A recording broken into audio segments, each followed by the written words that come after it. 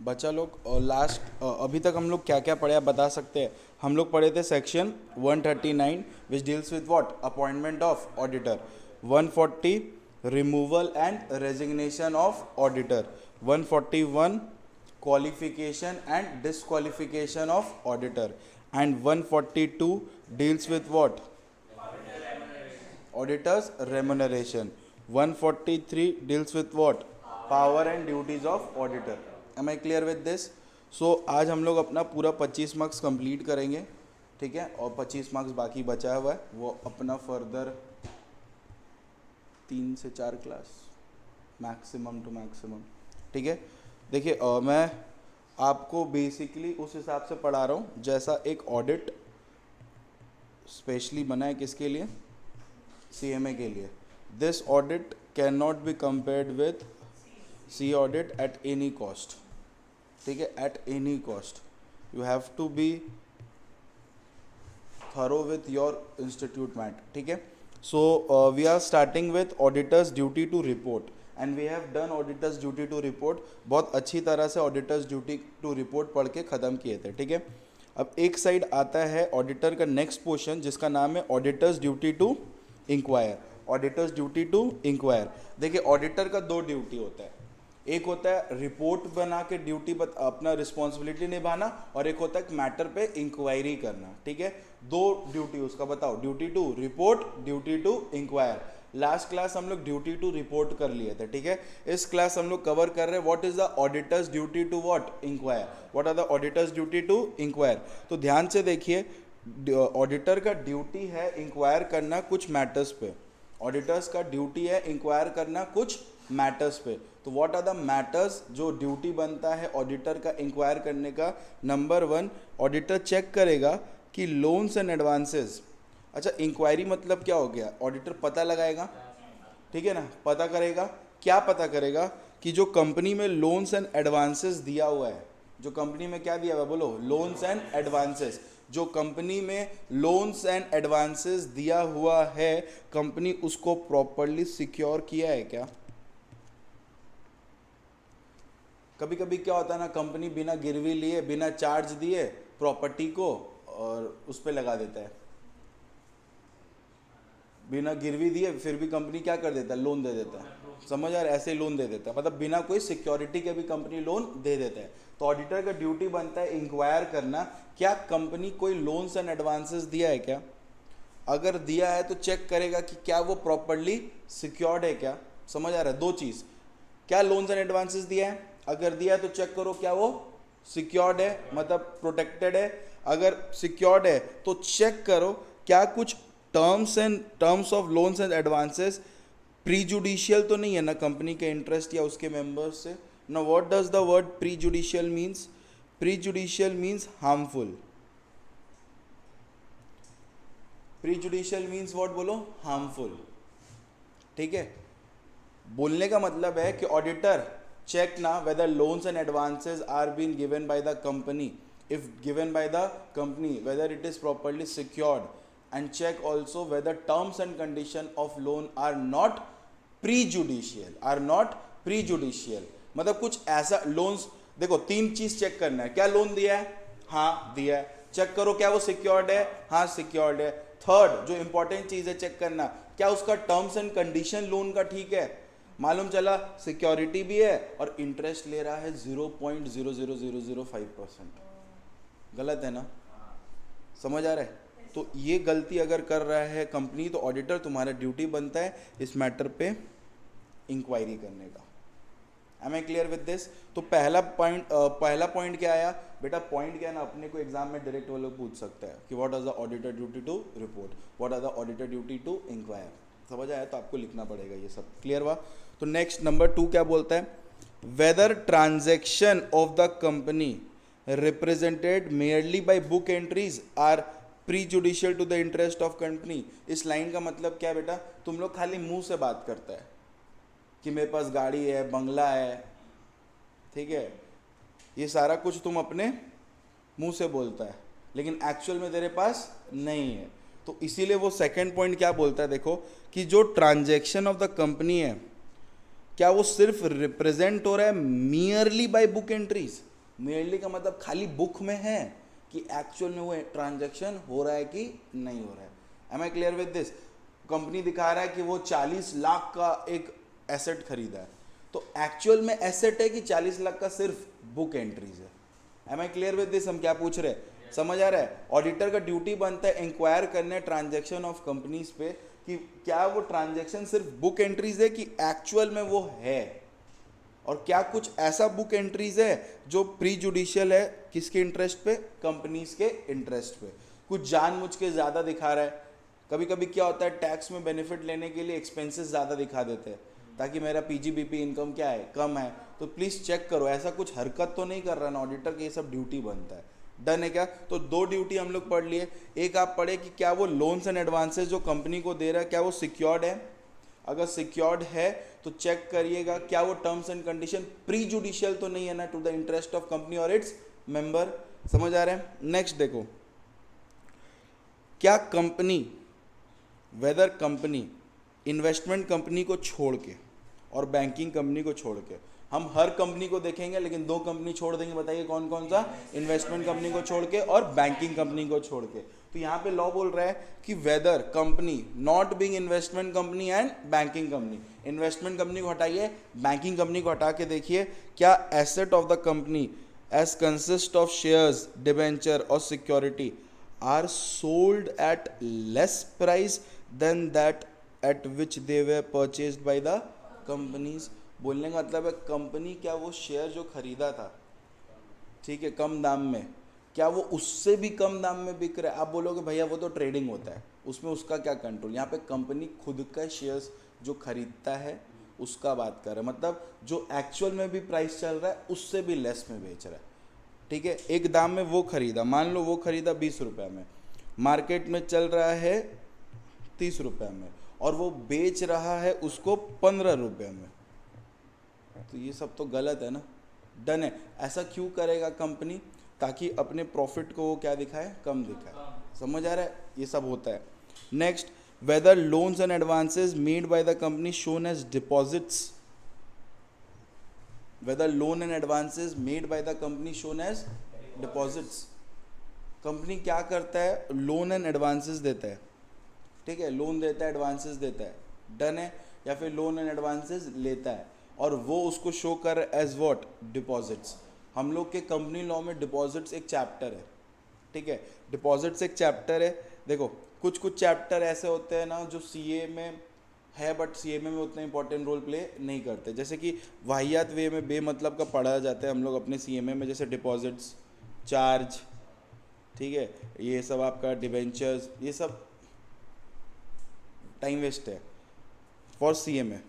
अब अपना तुम मैट दे दोगे सीए वाला तो फेल ही हो जाओगे, ठीक है। तो डिपॉजिट्स एक चैप्टर है, डिपॉजिट्स, जो सेक्शन 73 में होता है, ठीक है, 73 से लेके 76 ए तक ये पूरा सेक्शन रहता है डिपॉजिट्स का। इसका रूल रहता है कि कंपनी कैन एक्सेप्ट डिपॉजिट्स, ठीक है, कंपनी कैन एक्सेप्ट डिपॉजिट्स। तो क्या वो जो डिपॉजिट्स ले रहा है उसको क्या वो लोन एंड एडवांसेस भी अगर लिया तो डिपॉजिट शो नहीं करना चाहिए, बस यही बोल रहा है। चेक करो तो कंपनी अपने पर्सनल एक्सपेंसेस को चार्ज कर दे रहा है क्या रेवेन्यू अकाउंट में, मतलब पर्सनल एक्सपेंसेस को वो दिखा रहा है क्या, बोलो कंपनी के एक्सपेंसेस, ठीक है, जो कि अलाउड नहीं है। डन है? बोल रहा है कि अगर कोई कंपनी शेयर इशू किया है कैश में तो क्या वो कैश एक्चुअली में मिला है कि नहीं कंपनी को, वो भी चेक करो। कंपनी बोल रहा है हम शेयर इशू किए कैश में, और कैश मिला है कि नहीं मिला उसको चेक करो। बिकॉज प्रॉब्लम क्या होता है, अगर बैंक एंट्रीज हो रहा है तो फिर कोई झमेला नहीं है। If there is a bank entry there is no झमेला, we know that money has been received, but if it is done in cash then we don't know. So auditor's duty is to inquire whether all cash has been received if the shares is issued in cash, ठीक है। तो ये रहा आपका, क्या बताइए, auditors duty to inquire. आपको exams के लिए कैसे याद करना है, क्योंकि एग्जाम के एक दिन पहले आपको भगवान नहीं बनाना है, आपको अपने आप को एकदम लिमिट में पढ़ना है, ज़्यादा लाइफ में प्रेशर नहीं लेना है, फेल हो जाना है फिर तो। ज़्यादा प्रेशर मतलब फेलियर है इस प्रोफेशनल कोर्स में। तो बहुत सिंपल सा है। अगर मैं अब कीवर्ड्स का बात करूं तो आपको सिर्फ कीवर्ड्स याद रखना है। पहले मैं ऑडिटर्स ड्यूटी टू रिपोर्ट का बात करता हूं, आपको याद रखना है इन्फॉर्मेशन एंड एक्सप्लेनेशन। जो ज़रूरी था कंडक्ट ऑफ ऑडिट में वो मिला है कि नहीं मिला है, अगर नहीं मिला है तो उसका इम्पैक्ट क्या हुआ है फाइनेंशियल स्टेटमेंट पे। डन है। फिर दूसरा ड्यूटी बनता है कि proper books of account maintained है जैसे लॉ चाहता है, ठीक है। और इसके बाद तीसरा पॉइंट इसी में स्टार्ट होता है कि प्रॉपर डिटेल जो नेसेसरी था ऑडिट करने के लिए क्या वो ब्रांचेस से मिला है जो हम विजिट नहीं किया। याद करो हम तुमको लास्ट क्लास ब्रांचेस का पूरा एक्सप्लेनेशन दिए थे, डन है।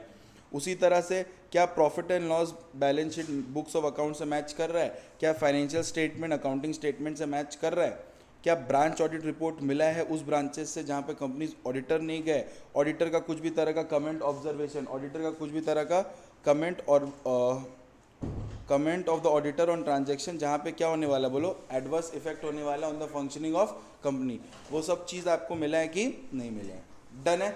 तो बेटा अभी तक आप कितना सेक्शंस कर लिए, एक बार मेरे साथ क्विक रिकैप करिए। सेक्शन 139 आप पढ़े अपॉइंटमेंट ऑफ ऑडिटर, ठीक है। फिर आप पढ़े section 140 removal and resignation of auditor. फिर आप पढ़े 141 क्या था बोलो qualification and disqualification of auditor. फिर आप पढ़े 142 जिसमें आप ऑडिटर्स के रेम्यूनरेशंस के बारे में पढ़े। फिर आप पढ़े 143 जिसके अंदर आप क्या पढ़े बोलो power and duties of auditor. अब अपने एक नया सेक्शन स्टार्ट करें जिसका नाम है 144 जिसको हम लोग बोलते हैं प्रोहिबिटेड सर्विसेज। क्या बोलते हैं बताइए, प्रोहिबिटेड सर्विसेज, यानी कि बीकॉम वाला सर्विसेज, गंदा वाला सर्विस, ठीक है, छीछी वाला। मतलब अगर ये सर्विस किए तो ऑडिट मत करना, अगर ये सर्विस किए तो ऑडिट मत करना। याद करो डिसक्वालिफिकेशन में भी पढ़े थे सेक्शन 141 के लास्ट पॉइंट में that such person has not been rendered 144 वाला सर्विसेज पढ़े थे ना। तो अब हम लोग को पढ़ना पड़ेगा ना 144 के अंदर क्या क्या सर्विस आता है, लेकिन उससे पहले कुछ सब पॉइंट्स है वो अपने क्लियर कर लेते हैं। अब जैसे कुछ सेक्शन है जो सिर्फ और सिर्फ एप्लीकेबल किसके लिए बताइए, गवर्नमेंट कंपनी के लिए एप्लीकेबल होते हैं। जो सिर्फ किसके लिए एप्लीकेबल होते हैं बताइए, गवर्नमेंट कंपनी के लिए। अब ध्यान से देखिए एकदम सिंपल सा बात है, ये section 143 sub section 5 to sub section 7 जो अपना कंपनी लॉ का ये सेक्शन है जो बहुत सिंपल सा बात बताता है कि कुछ डायरेक्शन सीएजी इशू कर सकता है। सीएजी मतलब गाली है क्या, सीएजी कौन है, controller and auditor general of India. कुछ डायरेक्शन सीएजी इशू कर सकता है और जहां सीएजी वो किसको इशू करेगा बताओ, किसको इशू करेगा बोलो, गवर्नमेंट कंपनीज को, ठीक है। कुछ नहीं सीएजी बोल सकता है कि आप थोड़ा सा ना सप्लीमेंट्री ऑडिट भी करवाइए। क्या करवाइए बताइए, सप्लीमेंट्री ऑडिट। सप्लीमेंट्री मतलब एक्स्ट्रा ऑडिट। सीएजी चाहे तो कंपनीज के ऑडिटर को बोल सकता है कि सुनो ना तुम जो ऑडिट किया ठीक है लेकिन हमको कुछ और मैटर पे ऑडिट करके दो, तो उसी को हम लोग क्या बोलते हैं बोलो supplementary audit. Am I clear with this. लेकिन ये सप्लीमेंट्री ऑडिट वो किसका कराएगा, सिर्फ और सिर्फ गवर्नमेंट कंपनी का। Am I clear with this. तो ये क्या बोलता है ध्यान से सुनो, सेक्शन 143(5) to 7 क्या बोलता है कि सीएजी के पास राइट है कंडक्ट करवाना, क्या बोलो सप्लीमेंट्री ऑडिट। सीएजी के पास राइट है क्या कंडक्ट करवाना बताओ, सप्लीमेंट्री ऑडिट। जो कौन करेगा बोलो, which can be done by the companies auditor या कोई अदर पर्सन जो क्वालिफाइड है। वो ऑडिट कितना दिन में हो जाना चाहिए, 60 दिन में हो जाना चाहिए from the date of receipt of audit report. मेरा बात ध्यान से सुनो, आप ऑडिट किए, ऑडिट करके क्या बनाओगे, ऑडिट रिपोर्ट। ऑडिट रिपोर्ट बनाए, ऑडिट रिपोर्ट सबमिट किए, सेंट्रल गवर्नमेंट को लगा, सेंट्रल गवर्नमेंट मतलब सीएजी को लगा, तो आपके ऊपर मतलब आप होने चाहिए कौन, गवर्नमेंट कंपनी, आपके ऊपर वो सप्लीमेंट्री ऑडिट भी कंडक्ट करवा सकता है, ठीक है।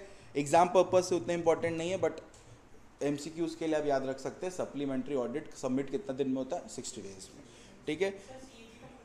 Controller and auditor general of India आपके 139 के पास लिखा हुआ भी है, जहाँ सेक्शन 139 पढ़े वहाँ पे देखो controller and auditor general of India शायद लिखा हुआ है फुल फॉर्म, देखो गिरीश चंद्र, ठीक है। चलिए ये वाला आप खुद पढ़िए, तो मैं पढ़ा दिया हूँ शायद आपको याद आ जाए। देखिए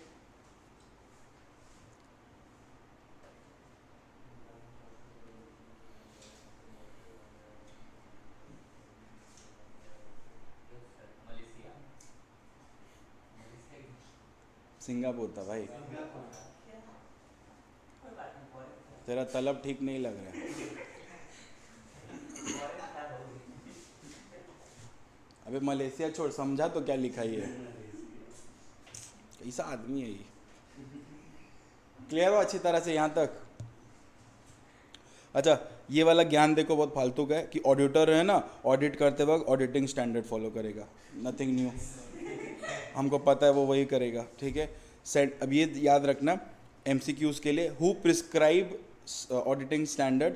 central government prescribes the auditing standard in consultation with ICAI। तुम लोग का कसम पराया जैसा नहीं पढ़ना है इसको, ठीक है, इसको अपनापन जैसा पढ़ना है कि हम लोग का कुछ काम नहीं आ रहा है। और कंसल्ट, सेंट्रल गवर्नमेंट प्रिस्क्राइब करता है कंसल्ट करके दो बॉडी से, एक NEPRA national financing reporting authority और एक ICAI, दोनों मिल के ऑडिटिंग स्टैंडर्ड्स बनाता है और उसको कौन प्रिस्क्राइब कर देता है? Central government. There is a body known as NFRA, ठीक है, national financing reporting authority. This body has been made to check the service of auditor।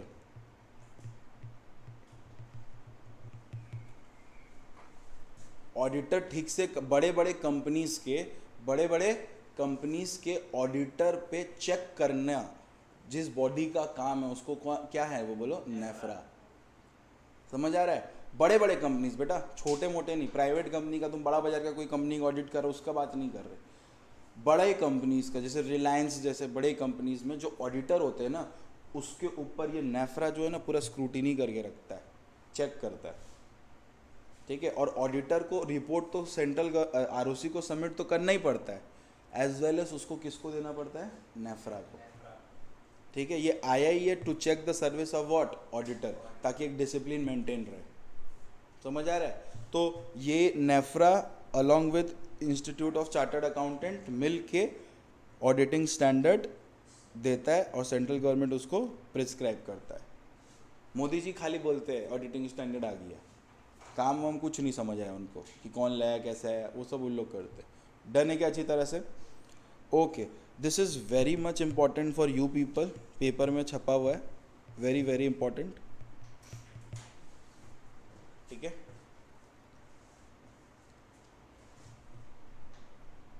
It is coming soon, paper में आएगा पक्का, 5 मार्क्स का है, छपा हुआ है, ठीक है। ओके, अब सब तो ठीक है, ये बोलता क्या है ध्यान से सुनो। ये बात करता है किसका बोलो? फ्रॉड का। ऑडिटर क्या करने गया है? ऑडिट। ऑडिटर क्या करता है? ऑडिट जब करता है तो वो क्या देता है? ऑडिट ओपिनियन देता है। क्या देता है? Audit opinion. वो ओपिनियन बेस्ड रहता है एविडेंस पे। अब ओपिनियन कैसे देता है? ऑडिट रिपोर्ट पे। अब वो जब ऑडिट कर रहा होता है ना, तो उसको पता चलता है कि कंपनी ने क्या किया है? फ्रॉड।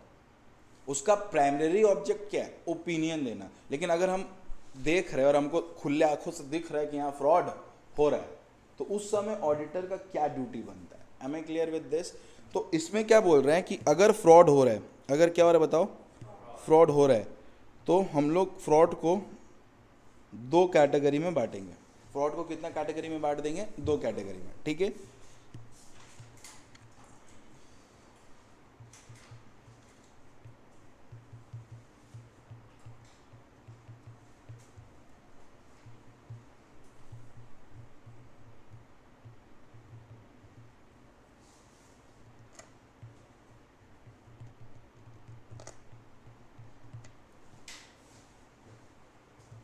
फ्रॉड हो रहा है, तो फ्रॉड कितना अमाउंट का हो रहा है वो चेक करेंगे। क्या फ्रॉड लेस देन 1 करोड़ का हो रहा है या फिर फ्रॉड मोर देन 1 करोड़ का हो रहा है? फ्रॉड कितना का हो रहा है वो चेक करेंगे। Am I clear with this? क्या फ्रॉड लेस देन 1 करोड़ का हो रहा है या फिर फ्रॉड मोर देन 1 करोड़ का हो रहा है? ठीक है। अब तुमको एक बात समझाता हूँ कि कंपनीज एक्ट में there are many committee which we need to form, ठीक है। अकॉर्डिंग टू कंपनीज एक्ट कुछ कंपनीज में बहुत सारे कमिटीज बनाने पड़ते हैं, ठीक है। जैसे कि 3 कमिटी मैं तुमको एक्सप्लेन करता हूँ, वो फाइनल में आप पढ़ेंगे लॉ में। 3 कमिटी होते हैं जो बनते हैं बड़े बड़े कंपनीज में। नंबर 1 कमिटी होते हैं ऑडिट कमिटी। नंबर 1 कौन से कमिटी होते हैं बताइए? ऑडिट कमिटी, ठीक है। नंबर 2 होते हैं नॉमिनेशन एंड रेमुनरेशन कमिटी। कौन होता है बताइए? Nomination and remuneration committee. और number 3 stake holder committee. Number 3 कौन बोलो? Stake holder committee. तो कितना कमिटी होते हैं बताइए? 3 कमिटी होते हैं जो कंपनी बड़े बड़े कंपनीज में बनते हैं। ऑडिट, आप लोग को इंडिपेंडेंट डायरेक्टर याद है? क्वालिफिकेशन ऑफ इंडिपेंडेंट डायरेक्टर, कि कौन से कंपनी में इंडिपेंडेंट डायरेक्टर रखना है। तो वो जब क्राइटेरिया फुलफिल होता है तो एक कंपनी को, उसी कंपनी को ऑडिट कमेटी भी बनाना पड़ता है। क्या बनाना पड़ता है? Audit committee. ये ऑडिट कमेटी में कौन रहेगा बताओ? नाम क्या है? Audit committee. तो इसमें कौन रहेगा? नहीं, life is not so simple. Audit committee मतलब एक ऐसा कमेटी जो ऑडिट वर्क पे ध्यान देगा। ऑडिटर आके ऑडिट कमेटी नहीं बनाएगा। समझ आ रहा है? मान लो एक कंपनी में 1 2 3 4 5 6 जन मिल के प्राइवेट कंपनी के डायरेक्टर है। क्या बन सकते हैं क्या 6 जन? हाँ, बन सकते प्राइवेट कंपनी में। अब हम लोग में से ही कोई 2 लोग कमेटी का मेंबर बनेगा। कौन सी कमेटी का? ऑडिट कमेटी का, जिसका काम रहता है ऑडिट से रिलेटेड सारे मैटर को चेक करना। Am I clear with this? ये हमेशा याद रखना। बहुत घटिया ज्ञान दिया जाता है मार्केट में, एक कमिटी अलग से बना हुआ, अलग से बना हुआ कमिटी ना, अलग से बनता है। समझ आ रहा है? प्रैक्टिकली कुछ आता जाता है नहीं, सड़ा हुआ एकदम इरिटेटिंग कंसेप्ट। कोई अलग से नहीं होता है। कंपनी में आपस में ही मेंबर जो है वही लोग, मेंबर माने डायरेक्टर लोग ही एक दूसरे को अपॉइंट करते हैं कि तुम अपना प्रेसिडेंट ऑडिट कमेटी का। समझ आ रहा? आपस में ही खेलते हैं कि हाँ तुमको हम ये हेड बना रहे हैं। तुम लोग कभी कॉम्प्लेक्स में सोसाइटी वगैरह में रहता है तो आपस में ही ना सेक्रेटरी और प्रेसिडेंट बन के अपॉइंट होते हैं कि बाहर से लाता है प्रेसिडेंट। बड़ा बाजार में अभी तक कुछ कंप्लायंसेस फॉलो होते हुए तो हम आज तक देखे नहीं। अब मेरे मौत तक हो जाए तो नहीं पता, बट अभी तक तो नहीं देखे। वहाँ कमेटी तो है, एसोसिएशन तो है, बिजनेस वाला तो है ही। हाँ, तो फिर पूजा करते वक्त चंदा वंदा ठीक उठ जाता है, उसके में कमी थोड़ी ना होता। अभी सावन को कितना तुम लोग वहाँ पे सेलिब्रेट हुआ, हर गली में पंडाल लेके गाना गा रहा है हर दिन कोई ना कोई। मेरे को कुछ कुछ चीज़ इरिटेटिंग लगता है। जो गाना गा रहा है उसको शब्द आता ही नहीं है, कोई मंत्र का उच्चारण, वो सबसे इरिटेटिंग होता है। ठीक है, तो आइदर आप मत बोलो कि हम गाते हैं या फिर मत ही गाओ। तो सड़ा हुआ उठो तो आवाज़ भी ठीक है, एडजस्ट करा भगवान के नाम पे, वो भी सड़ा हुआ लिरिक्स के साथ। अच्छा देखो, फ्रॉड इन्वॉल्विंग कितना? लेस देन 1 करोड़, या फिर fraud involving more than 1 crore. मान लो अगर फ्रॉड हो रहा है लेस देन 1 करोड़ का, फ्रॉड हो रहा है लेस देन 1 करोड़ का, तो ऑडिटर को अगर पता चला कि फ्रॉड हो रहा है और फ्रॉड का अप्रोक्स अमाउंट कितना है? लेस देन 1 करोड़, तो वो इस मैटर को रिपोर्ट करेगा किसके पास पता है? ऑडिट कमेटी के पास। किसके पास? Audit committee. लेकिन हो सकता है उस कंपनी में ऑडिट कमेटी मैंडेटरी नहीं बनाना हो, तो उस केस में वो रिपोर्ट करेगा किसको? बोर्ड ऑफ डायरेक्टर्स को। कितना दिन में? 2 डेज में। कितना दिन में बताओ? 2 डेज में। Am I clear with this? आज उसको पता चला फ्रॉड हुआ है, जो फ्रॉड का अमाउंट अप्रॉक्स कितना है? लेस देन 1 करोड़, तो विद इन कितना दिन? 2 डेज। किसको इन्फॉर्म करेगा? ऑडिट कमेटी को। If there is no audit committee then to the board of directors. समझ आ रहा है? अब क्या इन्फॉर्म करेगा? आई लव यू टू तो नहीं बोलेगा, इन्फॉर्म तो कुछ करना पड़ेगा। तो व्हाट आर द मैटर्स जो वो इन्फॉर्म करेगा? Number 1, nature of fraud. Nature of fraud, कि कौन सा फ्रॉड हुआ है। देखो अगर तुम लोग इधर फॉलो करोगे तो देखो, in case of fraud involving lesser than 1 crore, the auditor shall report the matter to audit committee. ठीक है, the auditor shall report the matter to किसको बोलो? Audit committee. Constituted under section 177। याद रखिएगा, ऑडिट कमिटी कंस्टिट्यूट होता है under section 177 में, ठीक है। या फिर बोर्ड को देगा, या फिर इंफॉर्मेशन किसको देगा, बोर्ड को देगा। कितना दिन में, 2 days of his knowledge of what, fraud, 2 days of knowledge of what, fraud, and he shall report the matter.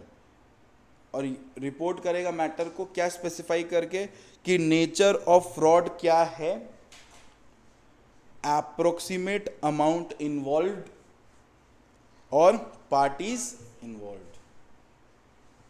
कौन सा जात का फ्रॉड हुआ है, ठीक है, कौन पार्टीज है और कितना अमाउंट का हुआ है, ये सारा इंफॉर्मेशन वो किसको देगा, आइदर ऑडिट कमिटी या फिर बोर्ड, दोनों को देना है क्या।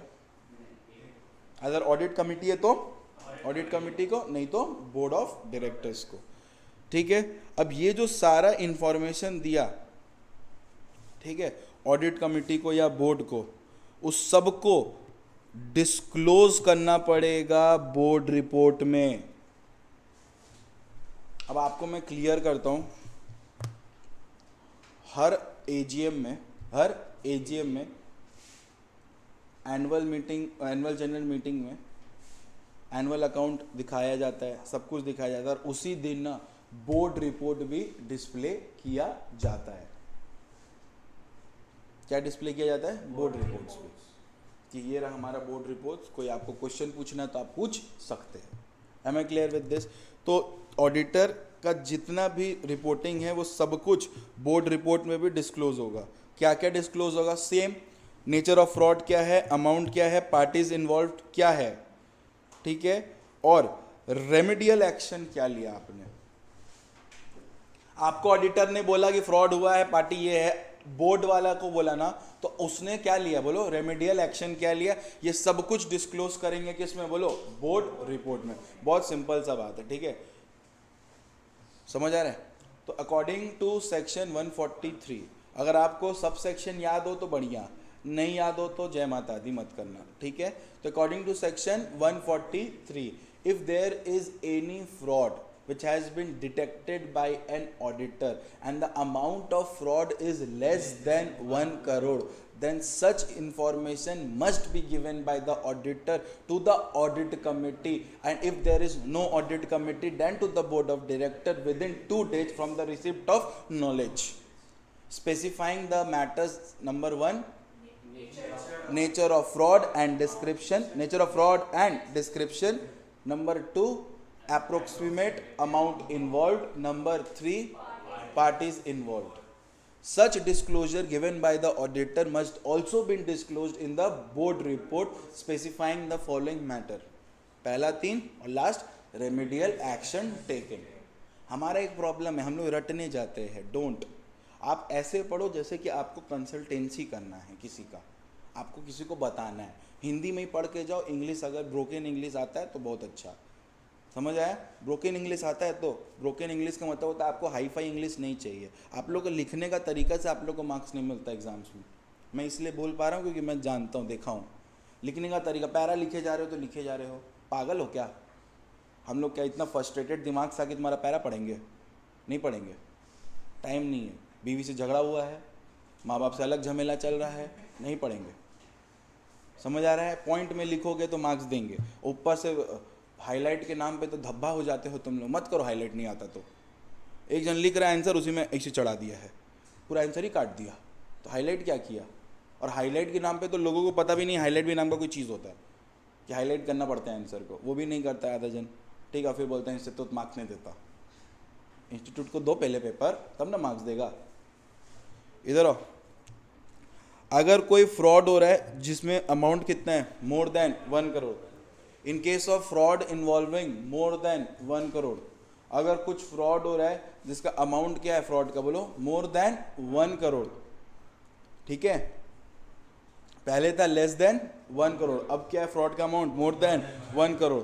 तो ऑडिटर क्या करेगा, 2 दिन के अंदर इस फ्रॉड के बारे में बताएगा, आइदर ऑडिट कमिटी को, सेम, एंड अगर उसको ऑडिट कमिटी नहीं है तो किसको बताएगा, बोर्ड ऑफ डायरेक्टर्स को।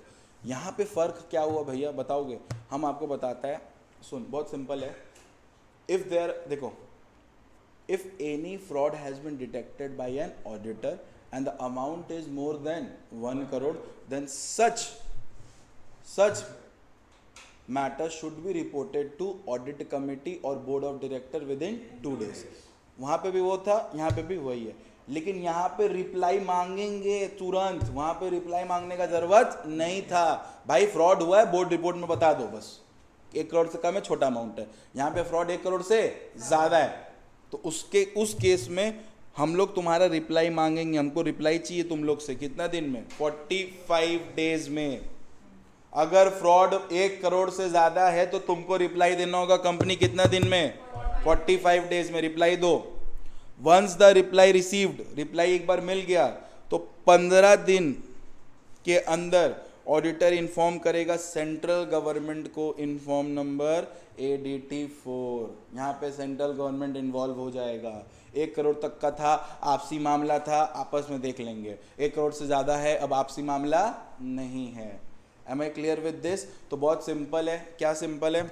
इन case of fraud detected by an auditor amounts to more than 1 crore, then such matter should be reported to audit committee or board within 2 days, seeking their reply. Seeking मतलब मांग रहे, seeking their reply within 45 days. Seeking their reply within 45 days. Once the reply has been received, we must inform to central government within 15 days. Inform number ADT4. अब क्या क्या देंगे उसको? Central government को क्या इन्फॉर्मेशन देंगे?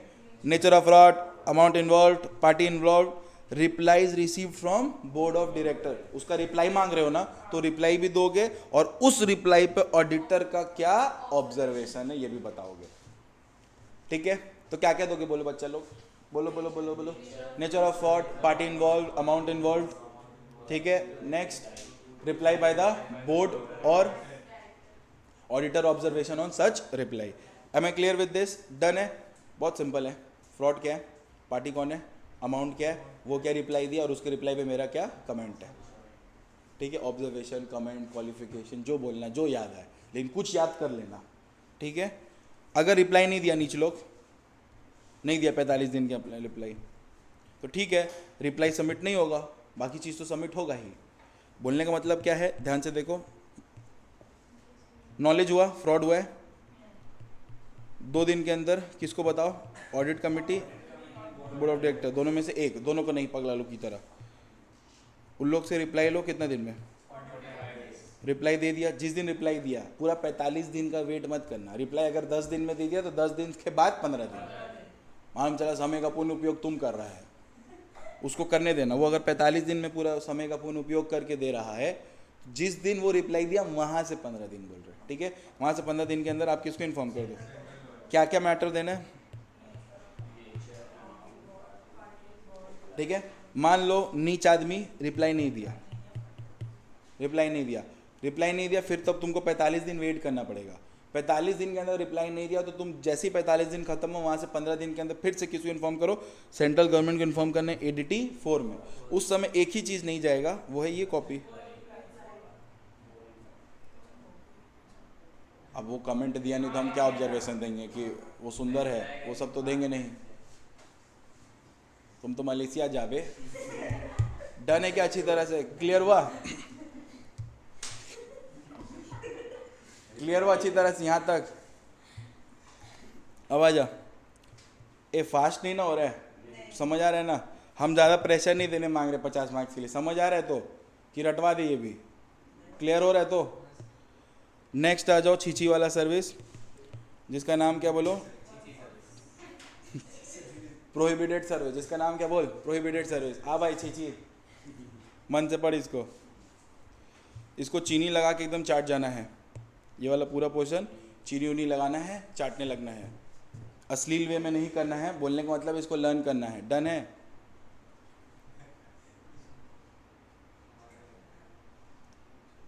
पगला लोग ये लोग कुछ भी लिख के गया यहाँ पे.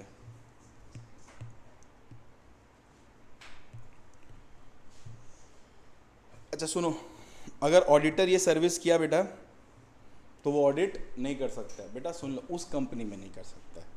उसको तुम पूरा ज़िंदगी भर से बैन मत कर देना. अगर तुम कहीं पे बीकॉम वाला सर्विस कर रहा है तो उस कंपनी में, उस ऑर्गेनाइजेशन में तुम ऑडिट नहीं कर सकता, बाकी में तुम कर सकता है रे बाबा। समझ आ रहा है? यहाँ प्रोहिबिटेड सर्विस का मतलब अगर आप ये सर्विस दे रहे हो उस कंपनी में या उस ऑर्गेनाइजेशन में, तो आप उस ऑर्गेनाइजेशन या उस कंपनी में ऑडिट नहीं कर सकते। Am I clear with this? तो क्या क्या है भैया सर्विस? बहुत सिंपल है। अगर आप कौन सा सर्विस दे रहे हो, सेक्शन 144, ये भी इंपॉर्टेंट है बेटा, पेपर में आएगा, छपा हुआ है, एकदम चीनी लगा के चाट जाना, एकदम एकदम उल्टी कर देना जाके उधर, ठीक है। पहले एग्जाम में आपका वो पेपर में आप शुरू ही करेंगे किससे? ऑडिट से, ये बात एकदम याद रखना। अकाउंट्स ठीक है, पढ़ को मना नहीं कर रहे, लेकिन ये आपको थोड़ा ज़्यादा हेल्प करेगा स्कोर करने में, क्योंकि एग्जाम के एक दिन पहले भी अकाउंट से अच्छा आपको मन करेगा ये पढ़ने का, क्योंकि जल्दी में आप स्कोर कर पाओगे। बाकी वो पढ़ो, लेकिन एग्जाम में भी आप यहाँ से शुरू करना, ताकि आप पहले 40 सिक्योर करके हटाओ, फिर अपना वहाँ तांडव मचाना, क्योंकि अकाउंट्स में क्या पूछेगा ना आपको पता नहीं है। डन है? Number 1 accounting and book keeping services. Number 1 accounting and book keeping services. अगर आप accounting and book keeping service दे रहे हो, अगर आप क्या दे रहे हो बताओ? Accounting and book keeping services. If you are giving accounting and book keeping services, तो आप ना ऑडिट नहीं कर सकते, because this service is what? Prohibited. समझ आ रहा है? नंबर 2, अगर आप किसी ऑर्गेनाइजेशन में क्या कर रहे हो बोलो? इंटरनल ऑडिट, तो तुमको हम ऑडिट करने नहीं दे सकते। भैया तुम ऑलरेडी उसका इंटरनल मैनेजमेंट जानता है, सब कुछ जानता है, तुम तेरे को इंटरनल ऑडिट काहे को करने दे? मतलब इंटरनल ऑडिट के बाद ऑडिट काहे को करने दे? प्रोहिबिटेड हुआ ना। तो नंबर 1 सर्विस क्या हुआ बोलो? Accounting and book keeping services. Number 2 क्या हुआ? Internal audit. नंबर 2 क्या हुआ बोलो? Internal audit. Number 3 design and implementation of any financial information system. तुम उस पर्टिकुलर ऑर्गेनाइजेशन का फाइनेंस डिज़ाइन और इम्प्लीमेंट करता है। एक धंधा के जैसे हमारे बॉडी में सबसे इम्पॉर्टेंट चीज़ क्या है? ब्लड होना। अगर आपके बॉडी में ब्लड नहीं है तो बॉडी किसी भी एंगल से काम नहीं कर पाएगा, भले ही आपका हार्ट, किडनी, ब्रेन सब अच्छा क्यों ना हो, ब्लड ही नहीं है, पंप क्या करेगा फिर? हार्ट, ब्लड ही नहीं मिलेगा तो उसको। तो उसी तरह अगर तुम किसी ऑर्गेनाइजेशन में डिज़ाइन करता और इम्प्लीमेंट करता है, डिज़ाइन मतलब सेट करता है और इम्प्लीमेंट करवाता है क्या? Financial information system. हर एक कंपनी को फाइनेंस चाहिए, ठीक है। तुम डिसाइड करता है कि वो कंपनी फाइनेंस कहाँ से लेगा।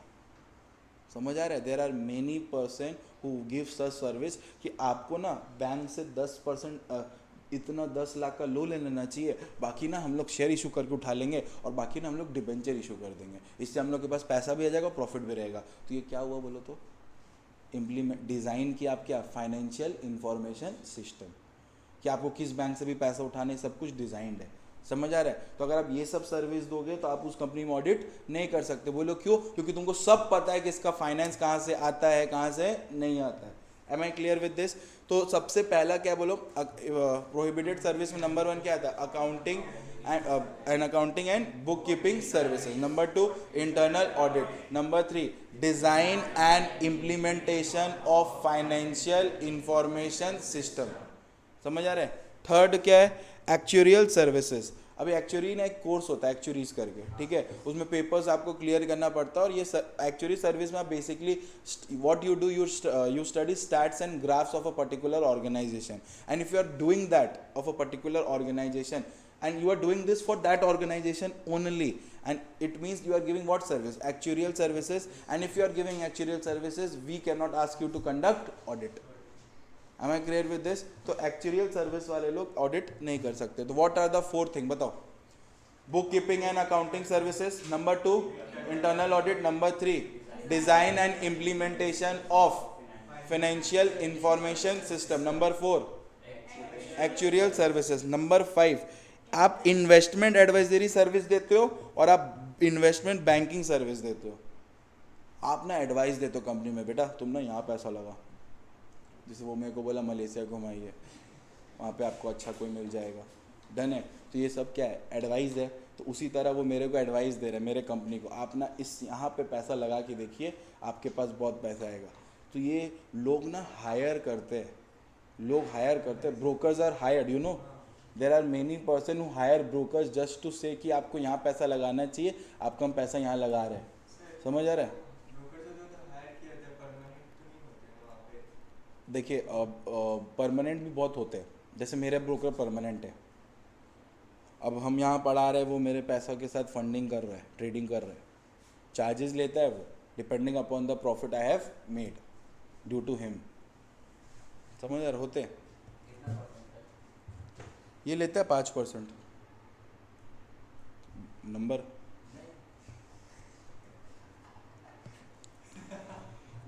इन्वेस्टमेंट एडवाइजरी सर्विसेज, नंबर 2 क्या है? Investment banking services.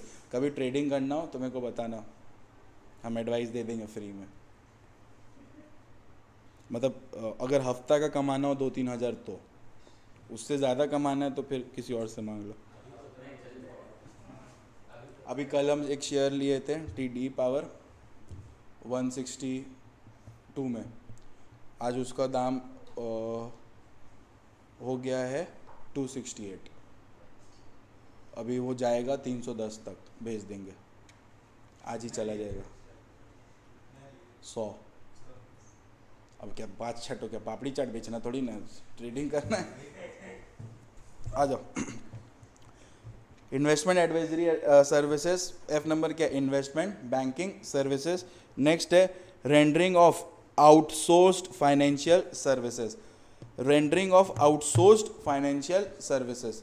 अब तुम एक ऐसा सर्विस देता है जिससे तुम आउटसोर्स करवाता है फाइनेंशियल सर्विसेज, बेसिकली तुम एसोसिएटेड एक ऑर्गेनाइजेशन का, किससे बोलो? फाइनेंशियल सर्विसेज से, चाहे खुद के या फिर आउटसोर्स से, तुम एसोसिएटेड है। बैंक को बोले बैंक इसी बैंक से लो, तो तुम ऑडिट नहीं कर सकते, ठीक है? अच्छा, तुम उस ऑर्गेनाइजेशन में कौन सा सर्विस देता, बोलो? मैनेजमेंट सर्विसेज, या फिर कोई अदर काइंड ऑफ सर्विसेज जो बाद में क्या किया जाएगा? प्रिस्क्राइब किया जाएगा। अभी तक तो हम लोग इतना ही प्रोहिबिटेड सर्विस मानते हैं। बेटा ये डायरेक्ट क्वेश्चन पूछेगा, there is no case study, life को इतना स्ट्रेसफुल मत रखिएगा, एग्जाम में जाइएगा। हमको नहीं पता पढ़ाते वक्त आपको खुश रख पाएंगे कि नहीं, लेकिन एग्जाम में बहुत खुशी खुशी निकलेंगे, इसका गारंटी रहेगा। तो ये वाला थोड़ा ध्यान से देख लीजिएगा, ठीक है? तो what are the prohibited service? Number 1 accounting and book keeping services, internal audit, design and implementation of financial information system, actuarial services, investment advisory services, investment banking services, उसके बाद rendering of outsource financial services, management services, any other kind of services which may be prescribed. Done है क्या? Sure? आपको बस ये वाला prohibited service पढ़ना है। डन? ओके, सो एक बार क्यूटीज इधर आओ। 139 किससे डील करता है? Appointment of audit. फाइनल में बेटा फिर सही है, सेम लॉ में, इंटर में तो नहीं था ना, लॉ में ही है, 10 मार्क्स का आता ही है, तो फिर पैसा बचा लेना, नहीं पढ़ना। 140, वाह, या रिमूवल एंड रेजिग्नेशन, ठीक है। 141 qualification and disqualification. 142 auditor remuneration. 143 power and duties. Am I clear with this? 144 prohibited services. Done है। अच्छा तुम लोग लिस्ट मेंटेन किया है? फॉर्म में अपडेट कर दो। ADT4 नहीं अपडेट करोगे? थैंक्स ब्रो करने के लिए।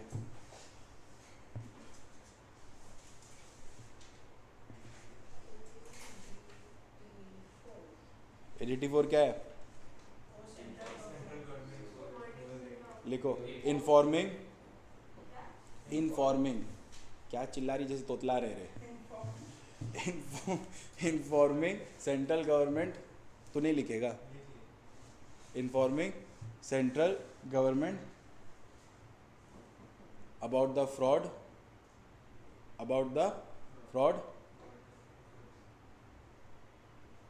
amounting to more than 1 crore।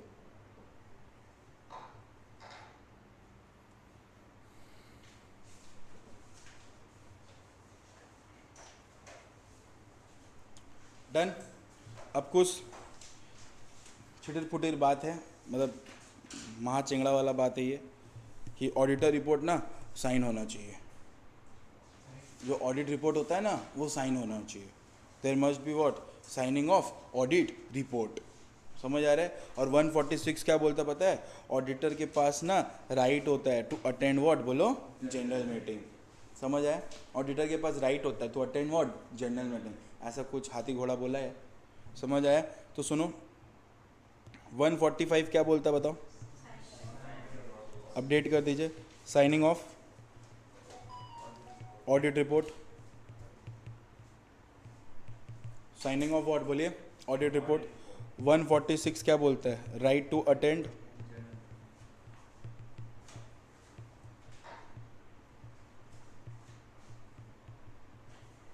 General meeting, right to attend general meeting. अब यहाँ पे लिख लो 147 पनिशमेंट, 148 तुम लोग का फेवरेट, तुम लोग आ रहा है इसमें। 148 क्या बोलो, कॉस्ट ऑडिट। वहाँ नहीं है, अमेंडमेंट आ गया, अच्छा वाला पढ़ाएंगे। 148 क्या बोलो, कॉस्ट ऑडिट।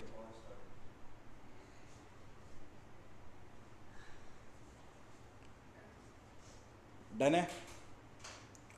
तो इसमें कुछ पढ़ने का नहीं बेटा, बस याद, खाली हेडिंग ही काफ़ी है। Audit report must be signed और auditor has a right to attend general meeting. आप पढ़े हुए भी हो, आप नोटिस सेक्शन 101 में नोटिस देते हो, उसमें नोटिस मैडला को देते हो, ठीक है। M for members, A for auditors, याद आ रहा है? तो नोटिस किस लिए जाता है? जनरल मीटिंग अटेंड करने के लिए, तो उसके पास राइट है जनरल मीटिंग अटेंड करने के लिए, ठीक है। तो आई होप आपको ये पूरा चीज़ अच्छी तरह से क्लियर हुआ, ठीक है। अब आप सेक्शन 147 पढ़ो खुद से और समझ जाओ। समझने का क्या है, पनिशमेंट है वो।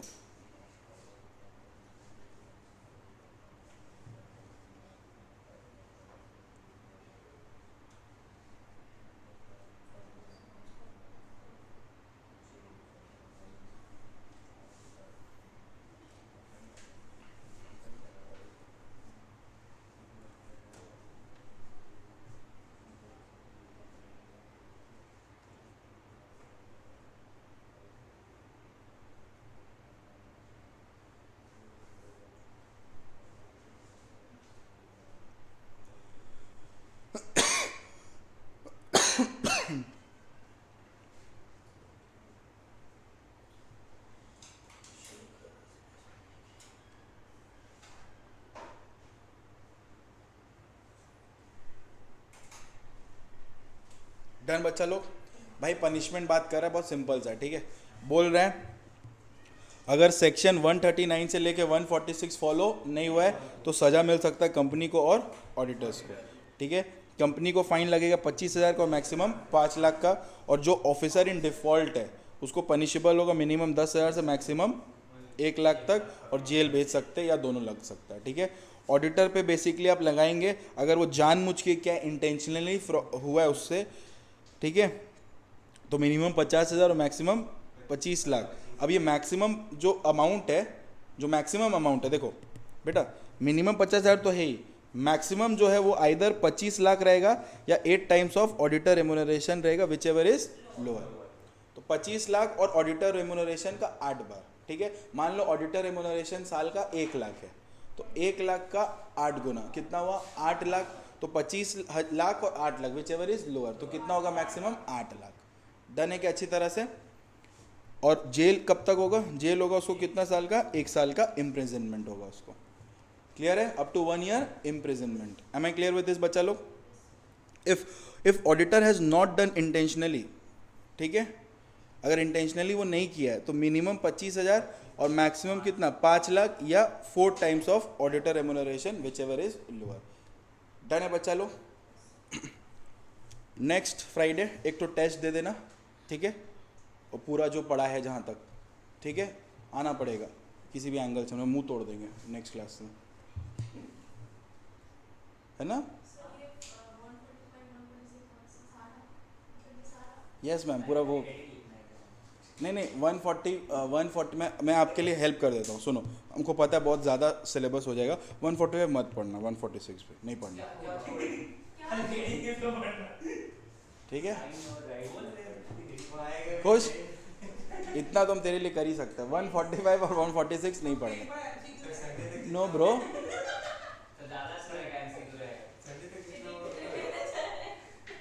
आज ही पूरा ये खत्म हो जा रहा है, डोंट वरी।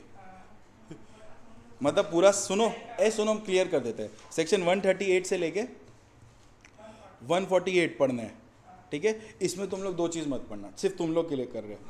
145 और 146 मत पढ़ो, मत पढ़ना तुम लोग, एकदम छूना भी मत, ठीक है? बाकी पढ़ लेना, और 177 भी पढ़ लेना, और 204 भी पढ़ लेना, बस बस।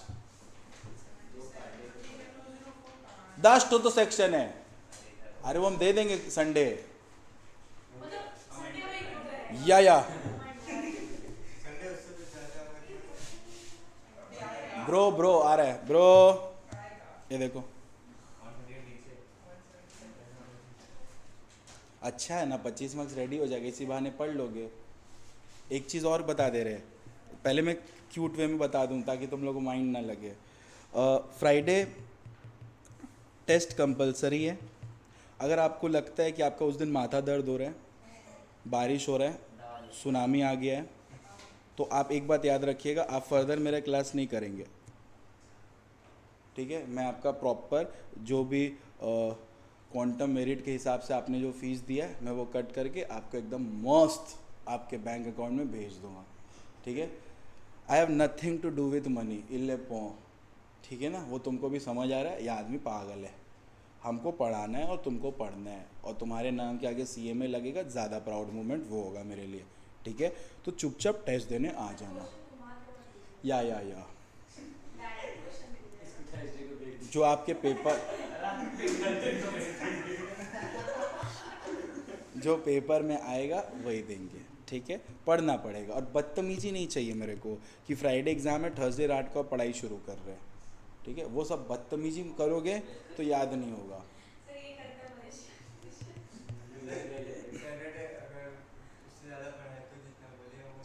नहीं, आज ही तो कंप्लीट हो जा रहा है, संडे वाला मत पढ़, ठीक है? तुम लोग बोला संडे वाला नहीं देंगे एग्ज़ाम, ठीक है? मत दो, अभी करवा देते हैं, इसमें क्या। फ्राइडे हमको लगता है पूरा 1 वीक काफ़ी है यार, ठीक है? ये सब चीज़ तुम लोग 1 वीक में नहीं पढ़ेगा, और इतना घटिया तो नहीं पढ़ाई कि कुछ समझ नहीं है, थोड़ा बहुत याद करना है, ठीक है? करके हटाओ ना भाई, एक बार पढ़ लोगे 25 मार्क्स रेडी हो जाएगा। एग्ज़ाम के एक दिन पहले तुम ही लोग सिक्योर रहोगे, हमको क्या प्रॉब्लम, तुम लोग को ना हो। अभी ग्रुप 1 का रिजल्ट आएगा, ठीक है? फिर प्रेशर बढ़ सकता है, घट सकता है, भगवान करे घट ही जाए, प्रेशर ही ना आए, सिर्फ ग्रुप 2 ही बचा हो, ये हम पूरा दिल से दुआ करेंगे। लेकिन अगर आ गया फिर पढ़ना होगा, ठीक है? तो फिर पढ़ने के लिए फिर तुम्हारा ग्रुप 1 ग्रुप 2 दोनों दोगे ना, कि फिर ग्रुप 2 छोड़ दोगे? क्या करोगे बोलो, क्या प्लान किए हो? अब ग्रुप 2 पहले दोगे, ग्रुप 1 छोड़ दोगे? आ जाना, ग्रुप 1 भी प्रिपेयर करा देंगे, छोड़ना नहीं है, दोनों ग्रुप देना है एट एनी कॉस्ट, समझ आ रहा है? आ जाओ, अब आ जाओ, सेक्शन क्या बोलो, 138 deals with what, internal audit. बहुत क्यूट है ये, बहुत क्यूट है, इंटरनल ऑडिट। अब इंटरनल ऑडिट क्या होता है, ध्यान से देखो। इंटरनल ऑडिट क्या होता है, प्लीज़ ध्यान से देखो। बोल रहा है इंटरनल ऑडिट एक ऐसा ऑडिट होता है जो किया जाता है डे टू डे अफेयर्स को चेक करने के लिए,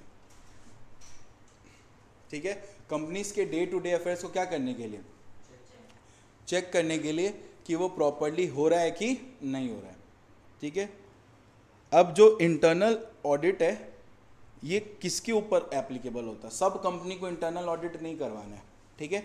सब कंपनी को इंटरनल ऑडिट नहीं करवाना है, कुछ कंपनीज को कराना है, कुछ कंपनीज को नहीं कराना है। किस कंपनी को इंटरनल ऑडिट करवाना है? एक लिस्टेड कंपनी को इंटरनल ऑडिट कराना ही कराना है, लिस्टेड कंपनी को इंटरनल ऑडिट करवाना ही करवाना है, ठीक है? अब ये जो लिस्टेड कंपनी है उसको इंटरनल ऑडिट करवाना है।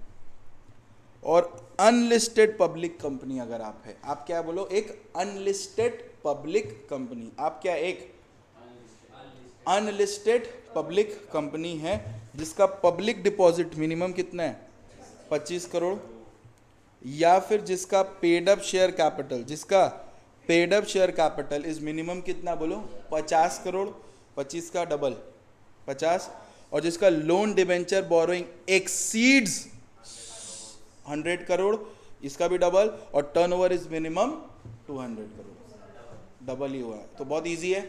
तो unlisted public company, unlisted public company पहले डिपॉजिट्स कितना का minimum 25 crore, paid up share capital 50, ठीक है, और लोन डिबेंचर एंड बोरिंग कितना एक्सीड्स 100 करोड़, यानी कि 100 करोड़ में इंटरनल ऑडिट नहीं करवाना है, 100 करोड़ के हुआ तो कराना है, डन है। और टर्नओवर कितना है, डन है, डबल, सबका डबल है। अब प्राइवेट कंपनी को भी इंटरनल ऑडिट करवाना है, ये जो लास्ट 2 पॉइंट है ना 3, 4, वही इसका लिमिट बनेगा। ये टफ है बाबू, बोलो ये सब टफ थोड़ी ना, ये भी अभी ये सेक्शन 138 दे रहे हैं तो क्या है, इसमें कुछ है थोड़ी ना। एग्ज़ाम में आप लोग जब पढ़ते हो ना कोई भी सब्जेक्ट, तो आप लोग का जब हम आंसर चेक करते हैं ना, there is no keywords, you people don't render yourself with keywords. You are writing law, you are writing as if you know what you know, I don't know what you are writing, not getting anything. You need to write keywords. आपको मैंने ये पूरा mat keywords का भरा हुआ है, और मैंने आपको लिख के दिखाया हुआ है अभी ना 1-2 पोर्शन के, आप ऐसे लिख सकते हो, कंडक्ट जनरल मीटिंग, और ये गलती आप लॉ में की होगी, आप नहीं लिखे होगे, आप डायरेक्ट SR इंजीएम लिख के आए होगे, है ना। Writing matters, writing matters, you have to write, done है। चलिए points to remember, points to remember क्या है बेटा, पॉइंट्स टू रिमेंबर, चल क्यों नहीं रहा रे, points to remember, number 1, internal audit is done by किसके द्वारा, CA, CS और एनी अदर प्रोफेशनल। दिल में मत लेना, एनी अदर प्रोफेशनल तुम ही है, लिख ले साला, लिख ले तुम। आज तो मलेशिया के बाद तो कुछ ढंग का बोला, तुम लिख ले आज। या इंटरनल ऑडिट भी कर सकते, अब आप टैक्स ऑडिट भी कर सकते।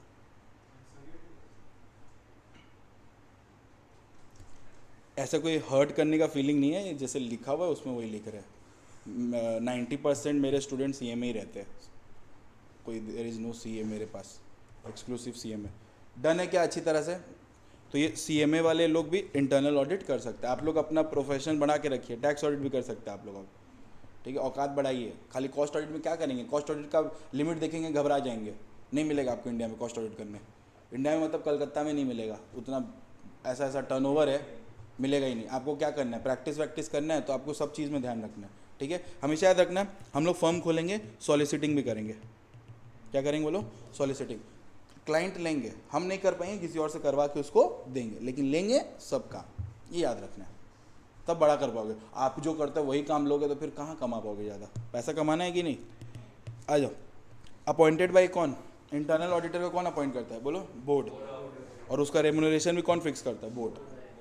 याद रहेगा, MCQ पूछ सकता है। Internal auditors are appointed by share holders, board of directors, CAG, ये कौन, board of directors. Remuneration is fixed by board of directors. अब clear with this. 1 minute break लेते हैं, फिर अपने ऑडिट कमेटी शुरू करते हैं, ठीक है। ऑडिट कमेटी शुरू करते ही खत्म हो जाएगा, ज़्यादा नहीं है। हम पढ़ाते हैं, ये लोग मलेशिया का बात करता है, हम कुछ नहीं करते, हम शरीफ आदमी हैं। क्या नाम है तेरा, ये नाम का लड़का है, वहाँ पे भी माइक होता है।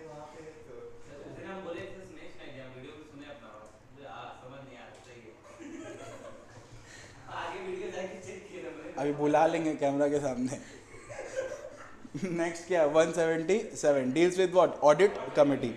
मैंने आपको बताया है कंपनीज एक्ट के अनुसार हम अपने 3 कमेटी बनाते हैं। एक बनाते हैं ऑडिट कमेटी, मतलब ज़रूरी नहीं है बनाना है, अगर आपके ऊपर एक क्राइटेरिया फुलफिल हो रहा है आपको ऑडिट कमेटी बनाना पड़ सकता है। तो याद रखिएगा ऑडिट कमेटी कौन से सेक्शन में बनता है, 177। आप जब इंटरव्यू देने जाएंगे ना जॉब्स के लिए तो आपको कंफ्यूज करेगा, tell me something about audit committee under section 174, ऐसा बोलेगा, मतलब 177 छोड़ के कोई भी सेक्शन बोलेगा। तो तुम्हारा पहला जवाब होना चाहिए कि audit committee is not defined under section 174, it is defined under section 177। मैंने PWCs और बिग फोर्स के इंटरव्यू लिया हुआ है, ये सब क्वेश्चन मैं टारगेट करता हूँ, तो ये सब ध्यान रखना। क्रैक करने के लिए आपको थोड़ा सा स्मार्ट बनना पड़ेगा, ठीक है। They are not going to ask you please draw the cost sheets and explain, या सम्स दे देगा प्लीज सॉल्व इट।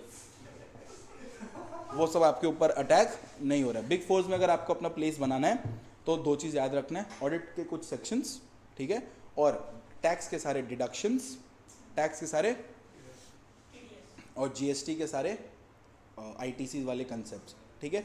टीडीएस लोग बुकिश मानते हैं, अब उसको रट के कौन घूमता है रेट्स को लेके, रेट्स को लेके कौन घूमेगा? ए भगवान, तुम लोग काहे को इतना मेहनत करता है? तो टीडीएस और डीएस में नहीं आता पेपर में,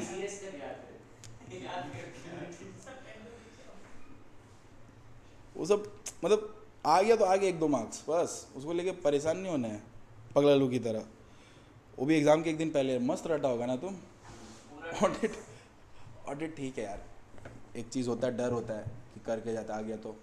ऑडिट कमेटी कंसिस्ट ऑफ कितना? At least 3 directors. ऑडिट कमेटी में कितना लोग रहेंगे बोलो? At least 3 directors, at least 3 directors of which majority shall be, क्या बोलिए? इंडिपेंडेंट डायरेक्टर, जिसमें से मेजॉरिटी क्या रहेंगे बोलिए? Independent directors. तो ऑडिट कमेटी में मिनिमम कितने डायरेक्टर चाहिए? 3, जिसमें से मेजॉरिटी कौन रहेंगे? Independent directors. अब मेजॉरिटी ऑफ द डायरेक्टर में including chairperson shall have the ability to read and understand the financial statement. तुम ऑडिट कमेटी में जिसको उठा के भेज रहा है उसको फाइनेंशियल स्टेटमेंट समझ आना चाहिए। मालूम चला भेज दिया ऐसा आदमी को जिसको फाइनेंशियल स्टेटमेंट का कुछ पता ही नहीं है, ठीक है। इंडिपेंडेंट डायरेक्टर कोई भी हो सकता है। इंडिपेंडेंट डायरेक्टर कौन होता है? उसका एक्सपर्टीज़ होता है, एक्सपर्टीज़ का कुछ ग्राउंड्स होता है, वो किसी में भी एक्सपर्ट हो सकता है, ठीक है। तो ऑडिट कमेटी में तुम जिसको भेज रहे हो प्लीज़ ध्यान रखना कि he is capable enough to read and understand what? Financial statements. वो बोल रही है एसेट में क्या है, एसेट क्या होता है, हमको ऑडिट कमेटी में बैठा दिया है। तो तुम ऑडिट कमेटी में बैठा, तुमको ये भी नहीं पता बैलेंस शीट नाम का भी कोई चीज़ होता है, तो गलत हो जाएगा। Am I clear with this? अब सुनो, role of audit committee. Role of audit committee, what is the role of audit committee? Number one role of audit committee क्या है? To recommend the name of the auditor and remuneration. Audit committee का पहला काम रहता है, direct question पूछ सकता है, what are the role of audit committee, ठीक है। तो number 1 to recommend the name of the auditor और उसके रेम्युनरेशन को, to approve related party transaction. Related party transaction होता है बेटा कंपनीज एक्ट में, रिलेटेड पार्टी ट्रांजेक्शन होता है अंडर सेक्शन 188। हम लोग इंटर के सिलेबस में नहीं पढ़े इसीलिए आपको कन्फ्यूजन हो रहा है। रिलेटेड पार्टी ट्रांजेक्शन एक ऐसा ट्रांजेक्शन होता है जो डायरेक्टर करता है अपने ही नोन पार्टी से, जो कि कंपनी अलाउ नहीं करता है। तो अगर मतलब करता है लेकिन उसको क्या लेना पड़ेगा? अप्रूवल। समझ आ रहा है? तो ऑडिट कमेटी का दूसरा काम है to approve what? Related party transaction. Third, to check independent audit is carried or not. उसका ड्यूटी बनता है टू चेक करना कि इंडिपेंडेंट ऑडिट हो रहा है कि नहीं हो रहा है। Am I clear with this? 4th number बोलता है चेक करना क्या? इंटर कॉर्पोरेट लोन्स के बारे में, checking of inter corporate loans. Inter corporate loan मतलब कॉर्पोरेट टू कॉर्पोरेट अगर लोन दिया जा रहा है तो उसका काम बनता है चेक करने का, ठीक है। लास्ट क्या है? Valuation of undertaking. अंडरटेकिंग का मतलब क्या होता है? अगर एक बिजनेस है उसका क्या वैल्यूएशन है उसको वैल्यू करना ऑडिट कमेटी का काम होता है, ठीक है। किस किस कंपनी को ऑडिट कमेटी रखना है? एकदम जो पढ़े थे ना बेटा इंडिपेंडेंट डायरेक्टर का क्वालिफिकेशन, वही है देख, लिस्टेड कंपनी होना चाहिए। अगर अनलिस्टेड पब्लिक कंपनी उसका paid up share capital minimum 10, loan debenture deposit boring more than 50 crore और टर्नओवर मिनिमम 100 करोड़। एकदम इंडिपेंडेंट डायरेक्टर का है ना, वही है। डन है? तो ये रहा आपका ऑडिट कमेटी। आज ना हम यहीं तक रखेंगे, ठीक है, क्योंकि नोट्स नहीं है तो 148 हम पढ़ा देंगे लेकिन मार्क नहीं होने से अच्छा नहीं लगता, ठीक है। तो कल हम लोग, कल मैंने संडे हम लोग कवर करेंगे 148, 204 को और कुछ एक्स्ट्रा पोर्शन को कंप्लीट करेंगे, ठीक है। तो नेक्स्ट वीक से we are going to move to that part, ठीक है। फ्राइडे टेस्ट होगा, फ्राइडे जब टेस्ट होगा तो पहला 1 आवर टेस्ट होगा, फिर मैं 1 आवर पढ़ाऊँगा, ठीक है ना। ऐसा नहीं कि टेस्ट जगह घर जाना है, टेस्ट जगह पढ़ना भी है। डन? और उस दिन वीडियो उसी को मिलेगा जो क्लास में आया है, बाकी काम कोई गारंटी नहीं लेते।